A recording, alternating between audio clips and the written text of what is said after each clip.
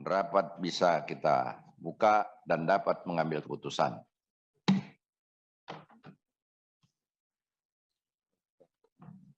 Rapat terbuka untuk umum. Untuk itu dengan mengucapkan Bismillahirrahmanirrahim, izinlah kami, sudah lewat rupanya. Mau baca sini lagi.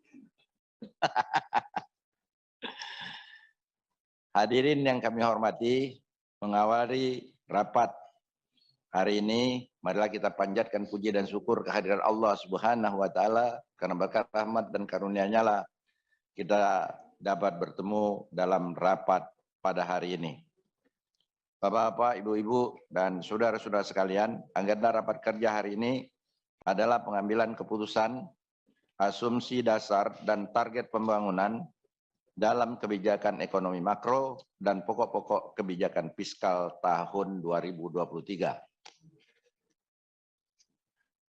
Sebagaimana kita ketahui, pada tanggal 13 Mei 2022, Komisi 11 telah melakukan pembahasan KEM PPKF tahun 2023 yang telah disampaikan oleh pemerintah dalam rapat kerja dengan Menteri Keuangan, Menteri Bappenas, Gubernur Bank Indonesia, Ketua Dewan Komisioner OJK, dan Kepala Badan Pusat Statistik. Dalam pembahasan tersebut telah diputuskan untuk 3 panja, yaitu Panja Penerimaan Negara, Panja Pertumbuhan Ekonomi, dan Panja Pembangunan Nasional, dan Panja Transfer ke Daerah. Panja Penerimaan Negara, Panja Pertumbuhan Ekonomi, dan Panja Pembangunan Nasional, dan Panja Transfer ke Daerah telah melakukan pendalaman terhadap materi yang disampaikan oleh pemerintah dan Bank Indonesia tanggal 2, 6, dan 7 Juni tahun 2022. Selanjutnya untuk menyiapkan waktu kami bersama Kepala Ketua Panja Penerimaan Negara, Panja Pertumbuhan Ekonomi, dan Panja Pembangunan Nasional beserta Panja Transfer untuk memberikan laporan kepada rapat kita pada hari ini. Untuk itu kami persilakan yang pertama Pak Panja apa ini? Panja Pertumbuhan ya Pak Dolpi. Panja Pertumbuhan kepada Pak Dolpi untuk disampaikan pada forum ini. Nanti mungkin kalau ada yang tidak setuju silakan ditanggapi. Tapi kalau ada oleh-oleh dari Mesir boleh juga dibagi-bagi Bu Menteri.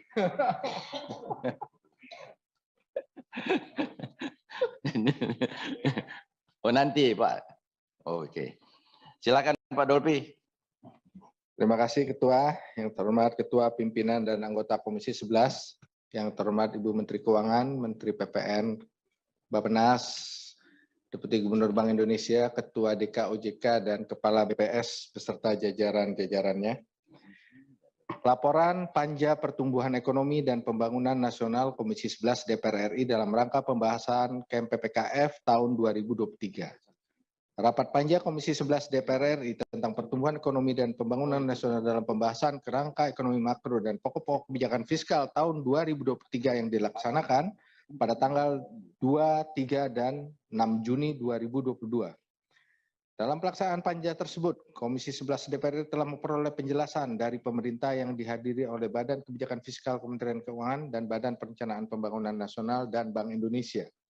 Berikut adalah hasil pembahasan Panja Pertumbuhan Ekonomi dan Pembangunan Nasional atas asumsi dasar dan target pembangunan dalam KEM PPKF tahun 2023 sebagai berikut. 1. Tema RKP 2023 adalah peningkatan produktivitas untuk transformasi ekonomi yang inklusif dan berkelanjutan. Oleh karena itu diperlukan kebijakan dan program pembangunan nasional yang dapat menjadi sumber dan atau stimulus pertumbuhan ekonomi dan juga meningkatkan pendapatan masyarakat dan kesejahteraan rakyat. 2. Asumsi pertumbuhan ekonomi pada tahun 2023 menjadi landasan dalam penyusunan nota keuangan dan RAPBN 2023 untuk memperkirakan pendapatan negara, desain kebijakan fiskal untuk peningkatan kesejahteraan rakyat, dan pembangunan sektor-sektor produksi sehingga memiliki nilai tambah ekonomi. Oleh karena itu, dalam memperkuat struktur perekonomian nasional dan peningkatan produktivitas lapangan usaha, maka diperlukan upaya kebijakan dan program pembangunan sebagai berikut. 1 Romawi, upaya melalui kebijakan dan program pemerintah dari sisi pengeluaran pertumbuhan ekonomi. Pemerintah menetapkan perkiraan pertumbuhan ekonomi dari sisi pengeluaran sebagai berikut. Konsumsi rumah tangga 4,8 hingga 5,4, sampai dengan impor 6,6 hingga 7,8, sehingga PDB, pertumbuhan PDB pada tahun 2023 berada pada 5,3 hingga 5,9%. Dalam mengupayakan capaian sasaran pertumbuhan ekonomi tersebut di atas, maka pemerintah akan melakukan kebijakan dan program antara lain sebagai berikut. 1. Pemerintah menjaga dan melindungi daya beli masyarakat, serta memberikan perlindungan sosial secara efektif bagi masyarakat yang tidak mampu untuk dapat memenuhi kebutuhan dasar. 2. Belanja pemerintah diarahkan untuk meningkatkan belanja yang berkualitas dan produktif serta menciptakan dampak pengganda yang tinggi, ditandai dengan manfaat belanja yang langsung dirasakan oleh rakyat di sektor-sektor produktif, belanja yang diarahkan untuk memenuhi kebutuhan dasar rakyat, belanja yang dapat meningkatkan produktivitas lapangan usaha rakyat, dan memperkuat revitalisasi industri serta mendorong daya saing. Pemerintah melakukan efisiensi belanja non-prioritas. 3. Dalam meningkatkan investasi, pemerintah akan mengakselerasi penciptaan sumber pertumbuhan baru secara pasca pandemi melalui pemanfaatan teknologi informasi dan digital, revitalisasi industri bernilai tambah tinggi, pembangunan ekonomi hijau, dan penguatan energi baru terbarukan, dan penuntasan program strategis nasional. 4. Pemerintah akan memperkuat industri berorientasi ekspor, serta memperkuat industri yang dapat mengganti bahan baku impor. 2 Romawi, upaya melalui kebijakan dan program pemerintah dari sisi produksi pertumbuhan ekonomi. 1. Pemerintah menetapkan perkiraan pertumbuhan ekonomi dari sisi produksi adalah sebagai berikut, sebagaimana tampak dalam tabel, mulai dari sisi produksi pertanian, kehutanan, dan perikanan, dengan proyeksi pertumbuhan 4,2 hingga 4,2%, sampai dengan sisi produksi jasa lainnya, proyeksi 2023, 5,9 hingga 6,5%. Pemerintah akan melakukan upaya melalui kebijakan dan program di kementerian lembaga yang diarahkan untuk dapat meningkatkan produktivitas sektoral sehingga dapat mendorong pertumbuhan ekonomi, yaitu ada 17 kebijakan sektoral. Kebijakan pertama, kebijakan kementerian lembaga di sisi produksi pertanian, kehutanan, dan perikanan, mulai dari modernisasi pertanian hingga pada pengendalian impor pangan sehingga tidak mendistorsi produktivitas dalam negeri. Kebijakan kedua, kementerian lembaga di sisi produksi pertambangan dan penggalian, mulai dari kebijakan peningkatan pemanfaatan teknologi EOR pada lapangan-lapangan minyak tua, hingga pada monitoring secara ketat disertai beserta pemberian insentif dan disinsentif kegiatan hilirisasi mineral dan batu bara dengan berkoordinasi lintas kementerian. 3. Kebijakan kementerian lembaga di sisi produksi industri pengolahan, mulai dari kebijakan peningkatan penggunaan produk dalam negeri hingga kebijakan peningkatan ekspor non-komoditas. 4. Kebijakan kementerian lembaga di sisi produksi pengadaan listrik dan gas dan air, mulai dari kebijakan pengembangan infrastruktur ketenaga listrikan termasuk pemanfaatan energi terbarukan dan pengembangan konservasi energi, hingga kebijakan memperluas pemanfaatan tenaga listrik untuk sektor transportasi, rumah tangga, dan industri. 5. Kebijakan kementerian lembaga di sisi produksi pengadaan air, pengolahan sampah, limbah, dan daur ulang, terdiri dari kebijakan pengelolaan sampah hingga kebijakan pembangunan SPAM. 6. Kebijakan kementerian lembaga di sisi produksi konstruksi, mulai dari kebijakan pembangunan infrastruktur difokuskan kepada penyelesaian major proyek infrastruktur hingga pada kebijakan pembangunan hunian rusun. 7. Kebijakan kementerian lembaga di sisi produksi perdagangan besar dan eceran dan reparasi mobil dan sepeda motor, kebijakan stabilitas harga dan ketersediaan bahan pokok hingga digitalisasi perdagangan. 8. Kebijakan kementerian lembaga di sisi produksi, transportasi, dan pergudangan, mulai dari kebijakan peningkatan layanan angkutan laut hingga peningkatan revitalisasi terminal penumpang. 9. Kebijakan kementerian lembaga di sisi produksi, penyediaan akomodasi dan makanan minuman, mulai dari kebijakan pelaksanaan event dan MICE internasional, festival nasional, serta diversifikasi daya tarik wisata, hingga pada kebijakan peningkatan produktivitas melalui perbaikan rantai pasok dan reskilling dan upskilling tenaga kerja. 10. Kebijakan kementerian lembaga di sisi produksi informasi dan komunikasi, mulai dari kebijakan mendorong percepatan pembangunan infrastruktur TIK, hingga memperkuat enabler transformasi digital dengan meningkatkan literasi digital masyarakat disertai penguatan keamanan informasi untuk mendukung produktivitas ekonomi. 11. Kebijakan kementerian lembaga di sisi produksi, jasa keuangan, mulai dari kebijakan peningkatan pendalaman sektor jasa keuangan, hingga pada kebijakan peningkatan akses dan literasi keuangan masyarakat. 12. Kebijakan kementerian lembaga di sisi produksi real estate, mulai dari kebijakan revitalisasi pemukiman kumuh, hingga pembinaan penyelenggaraan bangunan gedung dan lingkungan. 13. Kebijakan kementerian lembaga di sisi produksi jasa perusahaan, mulai dari kebijakan peningkatan sistem pengadaan berbasis elektronik, hingga pada kebijakan pembentukan klaster BUMN. 14. Kebijakan kementerian lembaga di sisi produksi administrasi pemerintahan dan jaminan sosial wajib, mulai dari kebijakan pemberian bantuan iuran jaminan kesehatan nasional bagi fakir, miskin, dan orang tidak mampu, hingga pada kebijakan meningkatkan penerimaan negara melalui peningkatan kepatuhan wajib pajak. 15. Kebijakan kementerian lembaga di sisi produksi jasa pendidikan, mulai dari kebijakan program Indonesia Pintar, hingga pada kebijakan penguatan mutu standar industri untuk PT Vokasi. 16. Kebijakan kementerian lembaga di sisi produksi jasa kesehatan dan kegiatan sosial, mulai dari kebijakan percepatan penurunan angka kematian ibu dan penurunan stunting, hingga pada kebijakan meningkatkan efektivitas dan efisiensi pelaksanaan program Bansos. 17. Kebijakan kementerian lembaga di sisi produksi jasa lainnya, mulai dari kebijakan peningkatan promosi dan publikasi event daerah, hingga pada pengembangan kabupaten kota kreatif. Nomor 2, pemerintah akan memperkuat produktivitas lapangan usaha pertanian dan perikanan yang memiliki kontribusi yang besar bagi pertumbuhan ekonomi dan lapangan kerja.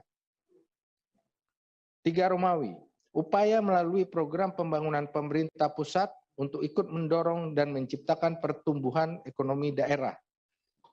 Tabel sasaran pertumbuhan ekonomi provinsi tahun 2023 dimulai dari Provinsi Aceh dengan sasaran 4% hingga 4,5%, hingga Provinsi Papua dengan sasaran 8,1 hingga 9,3%. 1. Program-program kementerian lembaga diarahkan untuk mempercepat kemajuan kabupaten kota dengan mengalokasikan program dan major project yang dapat meningkatkan produktivitas, mempercepat capaian inklusivitas, dan memajukan transformasi ekonomi di daerah.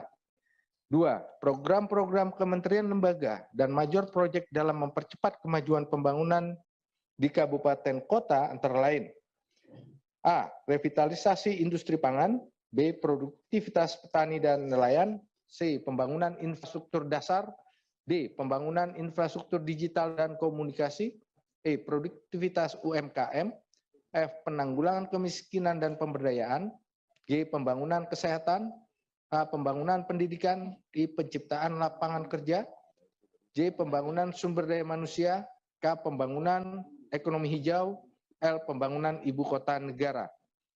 3. Alokasi program kementerian lembaga agar semakin banyak yang diserahkan untuk dikerjakan pemerintah daerah. 4. Romawi, melalui berbagai upaya, kebijakan dan program pembangunan nasional tersebut di atas, maka pada tahun 2023, target capaian pembangunan nasional adalah sebagai berikut. Tingkat kemiskinan 7,5 hingga 8,5%. Tingkat pengangguran terbuka 5,3 hingga 6%. Rasio Gini 0,375 hingga 0,378. IPM 73,31 hingga 73,49. Nilai tukar petani usulan pemerintah 103 hingga 105. Panja mengusulkan 105 hingga 107 agar tidak sama dengan tahun ini, Pak Suarso. Nilai tukar nelayan 106, 107 usulan pemerintah, Panja mengusulkan 107 hingga 108 karena nilai tukar nelayan ini pernah 111, Pak Menteri. Waktu itu ketua banggarnya Pak Ahar. Tahun 2017. Mengingatkan. Tetap. 5 Romawi. Kementerian PPN Bappenas akan menyerahkan dokumen indikasi kegiatan kementerian lembaga di seluruh kabupaten kota dalam rancangan RKP Pembangunan 2023 pada tanggal 30 Juni 2022. Demikian laporan Panja Pertumbuhan Ekonomi dan Pembangunan Nasional.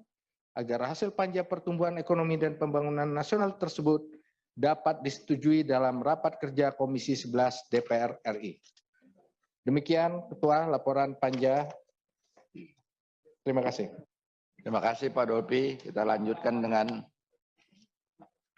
laporan Panja. Panja apa nih? Panja penerimaan. Oh lupa sih Ketua panjanya. Saya ingat penerimaannya saja itu.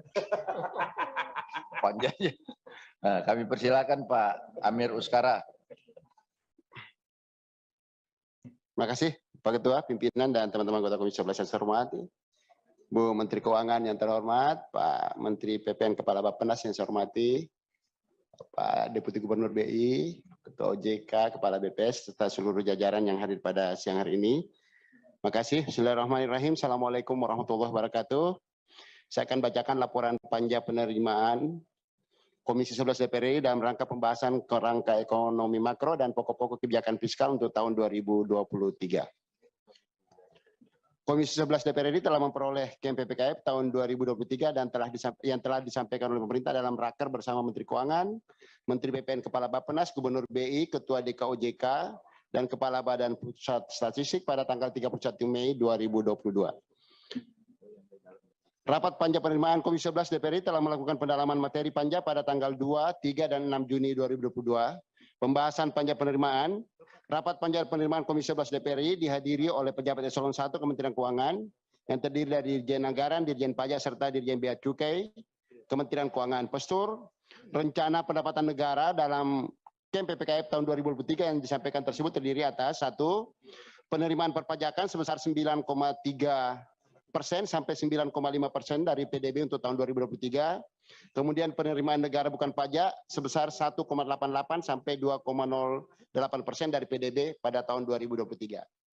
Dalam rangka mencapai konsolidasi fiskal dan yang berkualitas dan mendukung kesinambungan fiskal, pemerintah akan terus memobilisasi pendapatan negara dengan lebih optimal pada tahun 2023 dengan tetap jaga iklim investasi dan keberlanjutan dunia usaha.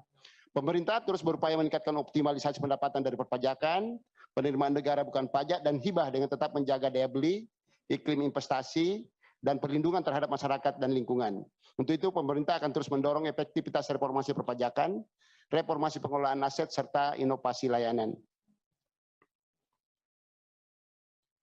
Bapak Ibu sekalian, jika tax ratio akan diproyeksikan sama dengan tax ratio pada tahun 2019 yang sebesar 9,77%, maka pendapatan perpajakan pada tahun 2023 akan diproyeksikan berada pada kisaran 1,978 triliun. Dari sisi perpajakan, pemerintah akan menjaga efektivitas implementasi Undang-Undang HPP, termasuk peningkatan rasio perpajakan serta terus memberikan insentif perpajakan yang terarah dan terukur. Pada tahun 2023, pemerintah akan melakukan reformasi perpajakan untuk mendukung pemulihan ekonomi melalui insentif yang tepat dan terarah serta peningkatan optimalisasi penerimaan negara melalui kebijakan umum perpajakan. Adapun kebijakan umum perpajakan untuk tahun 2023 adalah 1. Melanjutkan tren peningkatan pajak dengan menjaga efektivitas implementasi Undang-Undang HPP dan peningkatan kepatuhan wajib pajak dengan memberikan insentif fiskal pada kegiatan ekonomi strategis yang memiliki multiplier yang kuat bagi perekonomian. 2. penggalian potensi dengan ekstensifikasi dan intensifikasi untuk penguatan basis pajak dan peningkatan kepatuhan wajib pajak. Yang ketiga, optimalisasi kepabeanan dan cukai melalui ekstensifikasi penguatan pengawasan dan penegakan hukum. Selain itu juga dalam rangka menjaga efektivitas reformasi struktural, menjaga efektivitas reformasi fiskal dan konsolidasi fiskal, melalui kebijakan penerimaan pajak pada tahun 2023, pemerintah akan melakukan beberapa hal strategis, yaitu satu, optimalisasi perluasan basis pemajakan, dua, penguatan ekstensifikasi pajak serta pengawasan terarah dan berbagai kewilayahan, ketiga, percepatan reformasi bidang SDM, organisasi, proses bisnis dan regulasi, empat, insentif fiskal yang terarah dan terukur ditujukan untuk mendorong pertumbuhan sektor tertentu dan memberikan kemudahan investasi. Insentif pajak melengkapi berbagai insentif lainnya untuk sektor industri yang merupakan kontributor terbesar dalam PDB dan penerimaan pajak. Ada beberapa yang sebagai contoh. Kemudian selain berbagai insentif spesifik tersebut, sektor industri juga menikmati insentif yang berlaku secara umum seperti insentif untuk UMKM. Dengan banyaknya insentif perpajakan yang diberikan sektor ini menjadi sektor dengan belanja perpajakan tertinggi, yaitu sekitar 24,3% dari total. Kinerja penerimaan pajak pada periode Januari sampai April 2022 terlihat ada perbaikan. Penerimaan pajak mencapai 567,69 triliun, sehingga pertumbuhan penerimaan pajak sebesar 51,49% dengan capaian 44,88% untuk tahun 2022. Kinerja penerimaan pajak dipengaruhi oleh tren peningkatan harga komoditas, pertumbuhan ekonomi yang ekspansif, dan permintaan domestik dan luar negeri yang semakin membaik. Dalam rangka optimalisasi penerimaan negara dan biaya cukai, kebijakan teknis kepabeanan dan cukai 2023 diarahkan kepada pembangunan nasional logistik ekosistem dalam rangka mendorong efisiensi waktu dan biaya logistik nasional. Kemudian kedua, harmonisasi kebijakan barang larangan dan atau pembatasan dengan kementerian lembaga terkait. Ketiga, penerapan ekstensifikasi barang kena cukai berupa produk plastik dan minuman berpemanis dalam kemasan, dan intensifikasi cukai dalam rangka mendukung implementasi Undang-Undang HPP. Empat, penyelarasan proses bisnis serta TIK dalam rangka mendorong peningkatan kinerja organisasi dan kepuasan pengguna jasa. Kelima, pemberian fasilitas kepabeanan dan cukai yang tepat sasaran melalui penguatan dan harmonisasi kebijakan kawasan berfasilitas serta penguatan kawasan industri hasil tembakau.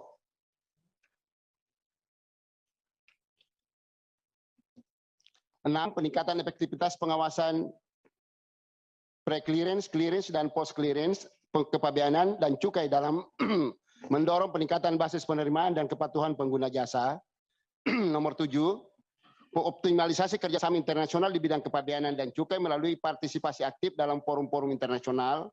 Kemudian penataan manajemen sumber daya manusia yang lebih transparan, adil, dan mendorong kredibilitas organisasi melalui pengembangan pola mutasi, pola karir, dan manajemen talenta. Kemudian 9, kriteria yang dipakai dalam pola mutasi yaitu geografis, beban kerja, sebaran home base, risiko pekerjaan, tipologi, dan lain-lain. Ke-10 adalah penataan kelembagaan unit pusat dan vertikal dan sesuai dengan kebutuhan organisasi melalui pembentukan kantor baru, penyesuaian tipologi instansi vertikal, dan pembagian wilayah kerja. Dari sisi PNBP, optimalisasi dilakukan antara lain dengan reformasi pengelolaan aset, sumber daya alam, dan dividen BUMN, serta peningkatan pelayanan yang inovatif dan berkualitas. Sejalan dengan hal tersebut, penguatan tata kelola pendapatan negara harus terus ditingkatkan melalui penguatan administrasi, peningkatan kepatuhan perpajakan, penyempurnaan regulasi, penguatan sinergi, dan peningkatan pemanfaatan teknologi informasi dan komunikasi.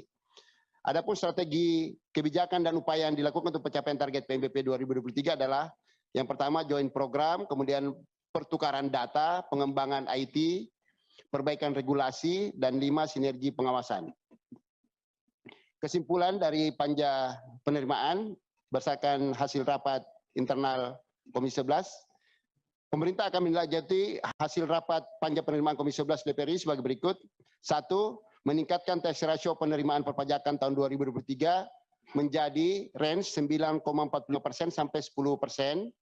2, pemerintah akan segera menerapkan potensi penerimaan negara dari barang-barang yang memiliki sifat dan karakteristik tertentu sesuai dengan Undang-Undang Cukai sehingga bisa menjadi barang kena cukai baru seperti cukai produk plastik dan minuman berpemanis dalam kemasan. Yang ketiga, pemerintah akan mengoptimalkan PNBP melalui setoran DP dan BUMN dengan kolaborasi antara DJA dan DJKN Kementerian Keuangan maupun Kementerian Lembaga Penyumbang PNBP. Demikian laporan panja penerimaan negara Komisi 11 DPR RI. Semoga penerimaan negara pada tahun 2023 bisa meningkat sesuai dengan harapan kita semua, dengan tetap menjaga kesejahteraan masyarakat Indonesia serta realita perekonomian tahun 2023. Assalamualaikum warahmatullahi wabarakatuh. Jakarta, 8 Juni, pimpinan Panja Amir Uskara. Terima kasih Pak Ketua. Terima kasih Pak Amir. Lanjut panja dana transfer ke daerah.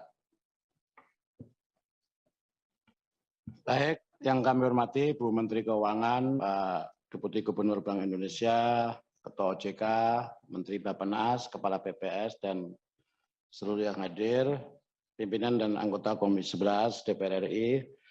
Laporan panitia kerja transfer ke daerah Komisi 11 DPR RI dalam rangka pembahasan kerangka ekonomi makro dan pokok-pokok kebijakan fiskal tahun 2023. Rapat panja Komisi 11 tentang transfer ke daerah dalam pembahasan kerangka ekonomi makro dan pokok-pokok kebijakan KEM PPKF tahun 2023 telah dilaksanakan pada tanggal 7 Juni tahun 2022. Dalam pelaksanaan panja tersebut, Komisi 11 telah memperoleh penjelasan dari pemerintah yang dihadiri oleh Dirjen Perimbangan Keuangan Kementerian Keuangan dan Kementerian PPN Bappenas. Adapun TKD yang dibahas sesuai dengan tugas pokok fungsi dari Komisi 11 DPR RI meliputi dana bagi hasil, dana alokasi umum, dana alokasi khusus, dan dana insentif daerah.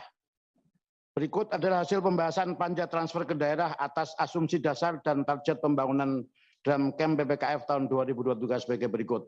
1. Kebijakan transfer ke daerah TA 2023 antara lain. 1. Kebijakan transfer ke daerah diarahkan untuk mengatasi kesenjangan kemampuan keuangan antara pemerintah daerah dan daerah, serta pemerintah pusat dan daerah dalam menjalankan pembangunan. 2. Penguatan sinergi perencanaan penganggaran melalui peningkatan harmonisasi belanja kementerian atau lembaga dan transfer ke daerah terutama dak fisik. 3. Penggunaan dana transfer umum DBH dan DAU untuk memajukan kesejahteraan rakyat, meningkatkan pelayanan umum kepada rakyat, serta mempercepat kemajuan pembangunan di daerah. 4. Meningkatkan tata kelola yang efektif penggunaan dana transfer khusus dak fisik dan dak non-fisik untuk mempercepat kemajuan pembangunan daerah serta peningkatan kualitas pelayanan. 2.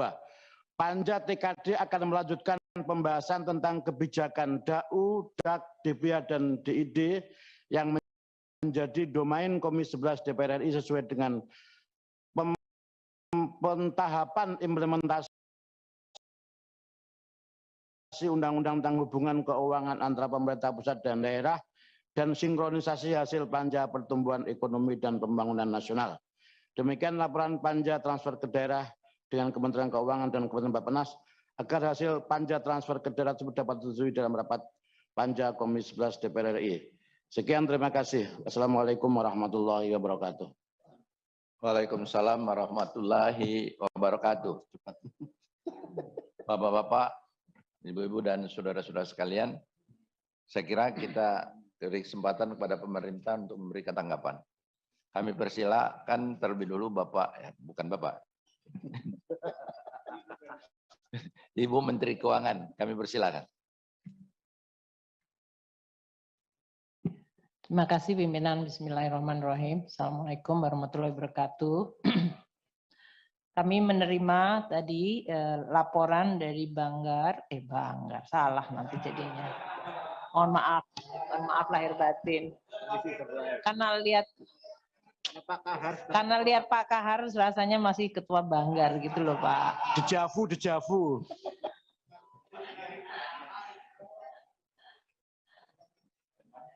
Pertama, mohon maaf, kami telah menerima laporan panja dari Komisi 11 mengenai 3 tadi yang sangat penting bagi penyusunan untuk RAPBN 2023.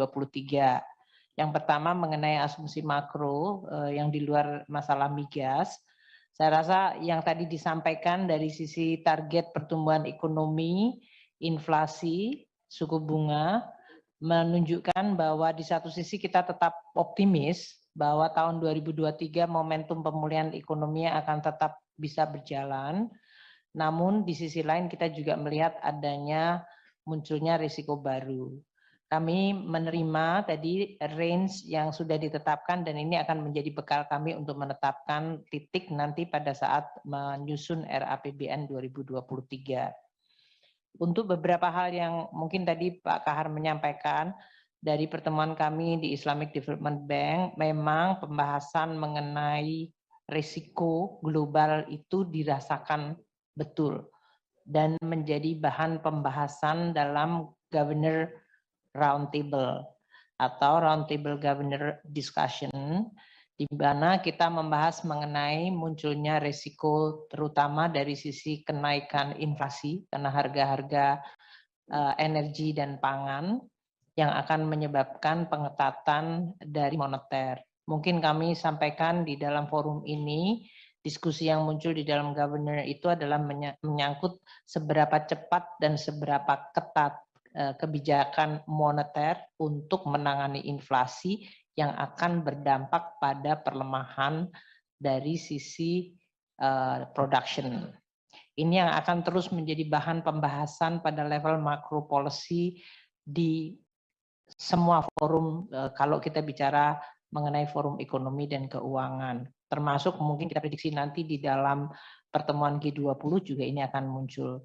Jadi di dalam konteks ini nanti kita akan lihat dampaknya kepada pembahasan kita adalah tadi, kalau seandainya pengetatannya cepat dan tinggi, ketat, maka dampak terhadap perlemahan ekonomi global akan terlihat spillover-nya ke seluruh dunia. Dan yang kedua tentu asumsi terhadap tadi inflasi dan nilai tukar nanti akan menghadapi kemungkinan terjadinya hal tersebut. Yang kedua, tapi yang kami ingin sampaikan, pembahasan secara teknis mengenai masalah growth dan tantangan global ini, semuanya sependapat bahwa persoalan inflasi di dunia saat ini, kontribusi dari sisi production, sisi supply itu lebih dominan dibandingkan kontribusi dari sisi demand atau permintaan.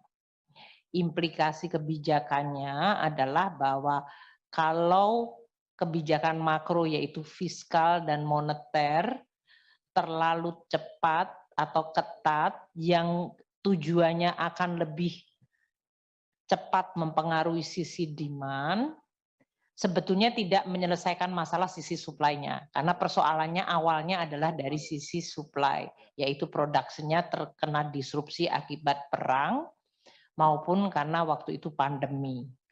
Sehingga ini akan menjadi satu tema terus-menerus dari sekarang hingga tahun 2023. Karena dinamika antara demand dan supply dan instrumen mana yang dianggap paling pas, yang paling tepat untuk bisa menyelesaikan potensi kemungkinan terjadi stagflasi tanpa menimbulkan risiko ekonomi yang sangat besar, ini yang akan menjadi tema di dalam kebijakan makro dan mikro bahkan ke sektoral. Nah, inilah yang mungkin kita perlu di Komisi 11 kami tentu saja sebagai pengelola fiskal dan Bank Indonesia di dalam moneter akan terus melakukan tentu rekalibrasi dan melihat data. Data yang akan memberikan guidance ke kita apakah kita perlu untuk lebih cepat atau lebih lambat, lebih ambisius kuat atau mungkin lebih rendah di dalam melakukan adjustment di dalam rangka untuk menjaga tadi keseimbangan antara stabilisasi yaitu inflasi yang diharapkan relatif rendah dan stabil dan growth yang kita harapkan akan terus tumbuh tinggi.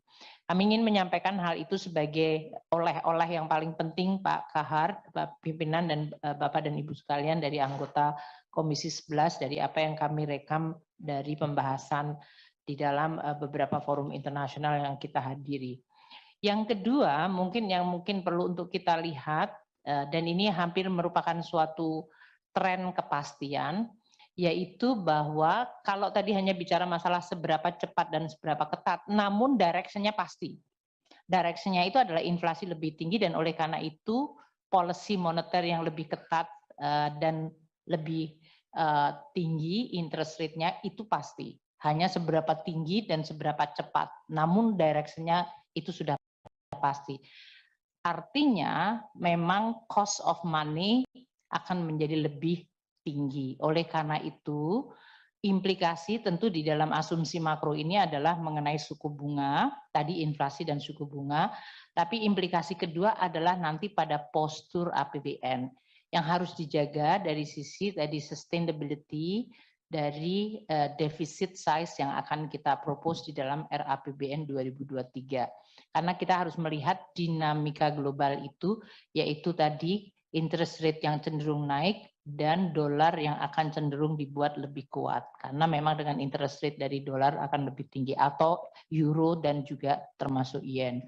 Ini yang harus kita mungkin lihat dari sisi nanti menetapkan postur dari RAPBN 2023. Terakhir tentu saja kita juga melihat potensi kita sendiri bahwa karena Indonesia juga produsen berbagai komoditas, kita masih memiliki kesempatan untuk menjaga ekonomi kita terutama dari sisi balance of payment. Namun tetap harus hati-hati dari sisi permintaan import yang mulai meningkat tinggi dan juga tadi kemungkinan implikasi dinamika keuangan global dari sisi capital flow. Mungkin itu Bapak dari yang kami sampaikan untuk terutama yang menyangkut panja yang pertama menyangkut asumsi makro.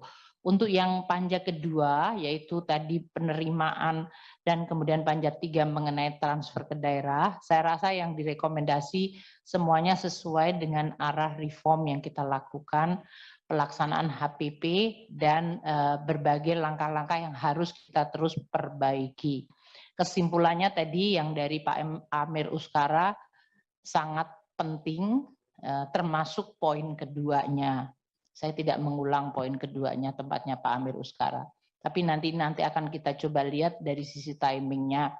Untuk TKDD tadi kita juga sangat menyetujui dari kesimpulan di mana konsistensi dan koordinasi sinergi antara belanja KL dengan transfer ke daerah dan belanja ke daerah serta bagaimana kinerja dari pemerintah daerah dalam menjalankan APBD dan juga di dalam mengelola ekonomi daerah, saya rasa itu menjadi perhatian kami.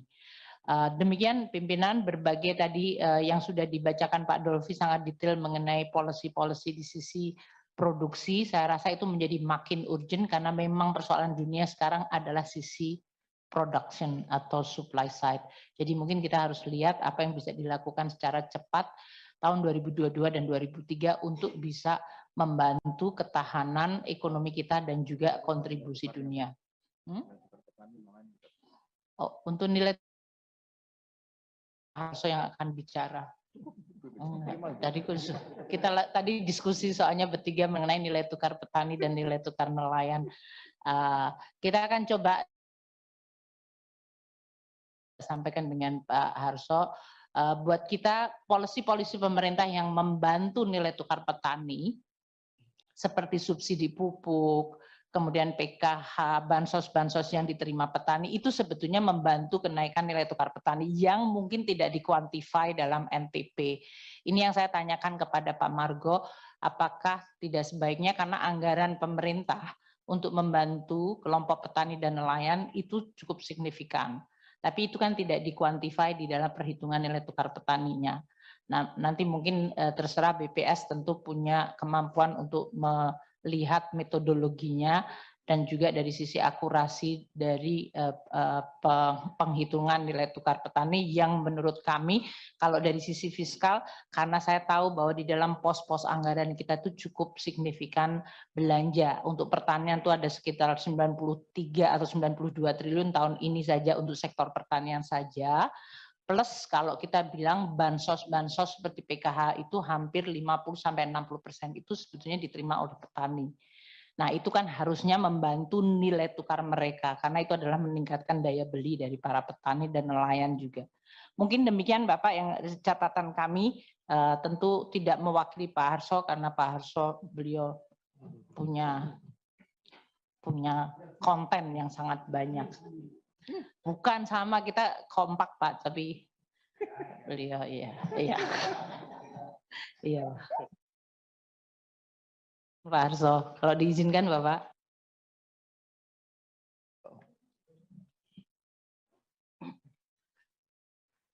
Pimpinan dan anggota yang hormati Bu Menteri Keuangan, mewakili Bank Indonesia, Ketua OJK, Kepala BPS.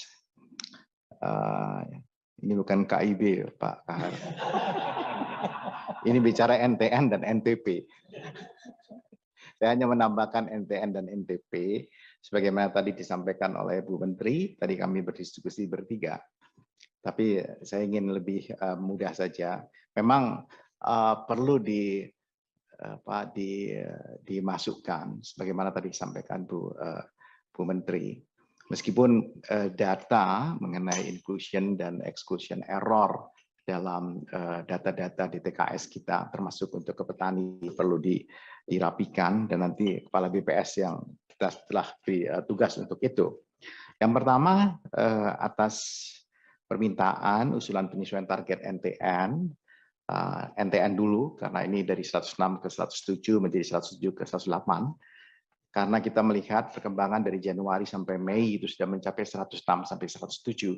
Jadi usulan panja 107 ke 108 dapat kami terima.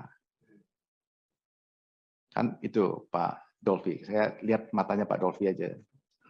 Kemudian untuk NTP, saya kira itu juga tidak ada masalah, dan karena NTP pada tahun Desember 2021 kita mencapai 108,34.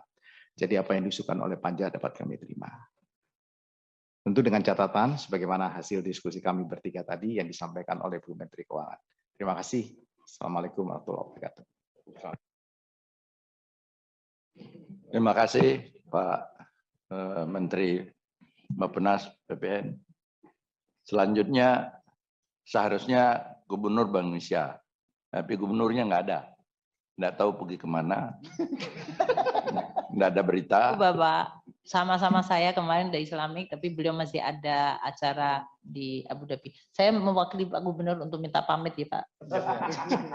Karena beliau kemarin waktu pas berpisahnya, beliau menyampaikan masih ada acara.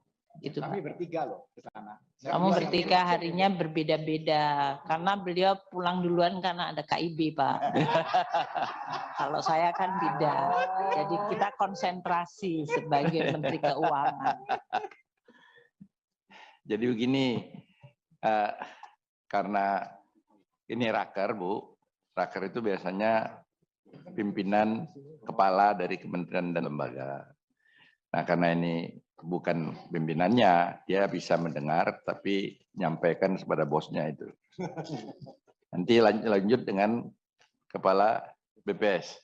Silakan Pak. Baik, terima kasih Bapak Pimpinan. Assalamualaikum warahmatullahi wabarakatuh. Selamat siang dan salam sejahtera untuk kita semua.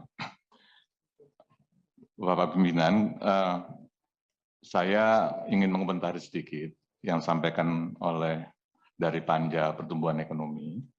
Jadi saya akan memberikan catatan saja Pak Dolfi terkait dengan target pertumbuhan ekonomi 2023.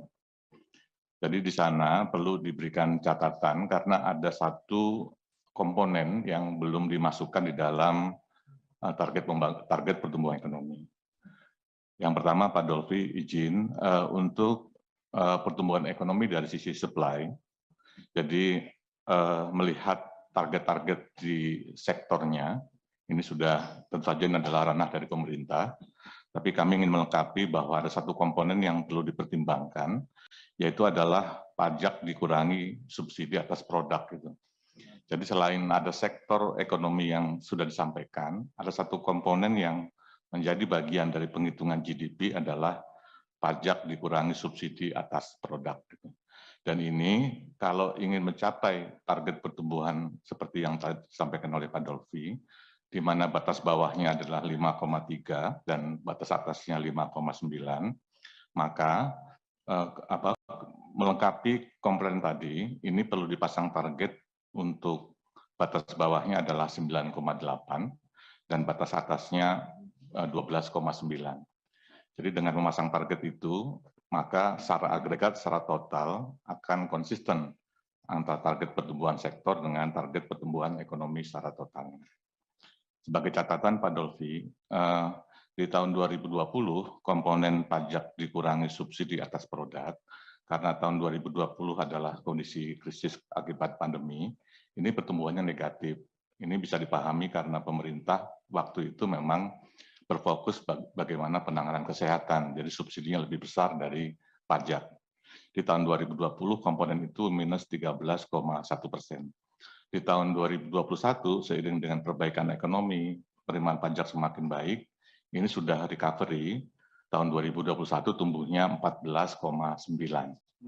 Jadi Pak Dolfi, untuk dari sisi supply, saya menyarankan diberikan catatan, perlu ada penentuan target pertumbuhan untuk komponen pajak dikurangi subsidi atas produk, di mana batas bawahnya 9,8, dan batas atasnya 12,9.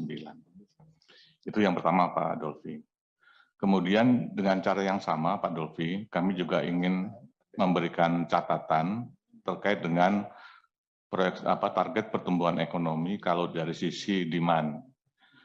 Di sana juga semua komponen utamanya sudah disampaikan target-target pemerintah, tetapi belum mencakup semua komponen. Misalkan saja ada komponen dalam GDP dari demand itu adalah lembaga non-profit gitu ya. Ini meskipun share-nya dalam total GDP-nya tidak terlalu besar, ya tetapi juga perlu dipasang target di sana supaya konsistensi pertumbuhan komponen dengan pertumbuhan PDB-nya seperti targetkan oleh pemerintah itu konsisten.